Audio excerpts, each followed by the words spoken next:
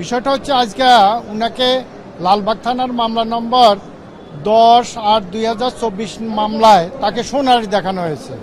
দেখা যাচ্ছে এই মামলায় মোট 73 জন এজাহার নামীয় আসামি।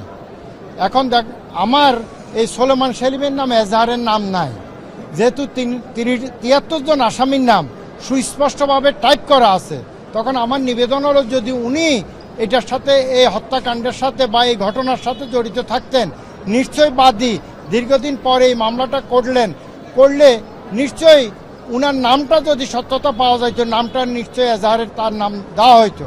কিন্তু দীর্ঘ আজকে 6-7 মাস পরে আইসা উনাকে এই মামলা সোনারি দেখানো হয়েছে। উনি এটার সাথে সংশ্লিষ্টতা ছিলেন না এবং এই ঘটনা তো ওখানে নাই। তাছাড়া যে এখানে এই ঘটনাটা ঘটছে সেখানে সিসি ক্যামেরা সহ বিভিন্ন ক্যামেরা আছে, সেখানে সিসি ক্যামেরা যদি থাকতো তার চেহারা, তখনই তারটা পাওয়া যাইত। কিন্তু এই ধরনের কোনো কিছু এই তদন্তকারী কর্মকর্তা দেখাইতে পারেন নাই। তারপর আমরা জামিন চেয়েছিলাম, মাননীয় দল বলছেন এটা পরবর্তী সংশ্লিষ্ট আদালতে জামিন শুনানি করবেন।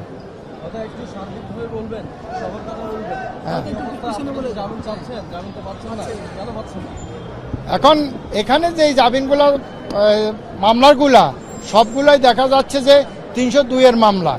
302-এর মামলা যে ঘটনাগুলো হয় ম্যাজিস্ট্রেট আদালতে, এটা স্বভাবতই 302-এর মামলা এবং সেন্সিটিভ বিষয়, এই কারণে হয়তো মনে হয় আমরা জামিন পাচ্ছি না।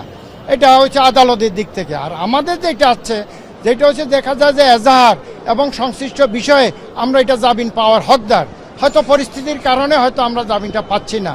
না হলে যদি সুষ্ঠু বিচার এবং এজাহার ফরওয়ার্ডিং সব কিছু যদি যাচাই করে দেওয়া যায়, তাহলে আসলে আমরা জামিন পাওয়ার নিশ্চয় হকদার ছিলাম। এখন পরিস্থিতির কারণে হয়তো আমরা জামিনটা পাচ্ছি না।